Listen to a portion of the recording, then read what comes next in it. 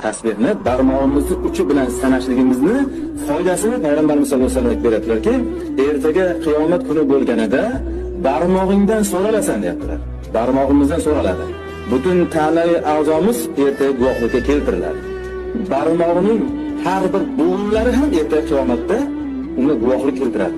Ey Robbim, albatta egam men bilan senga tasbih aytgandi, senga tahlil aytgandi, senga taqdis aytgandi deb qo'limizning hamma beshala barmog'i ham, undagi bo'g'inlari ham hattoki javob berar ekan.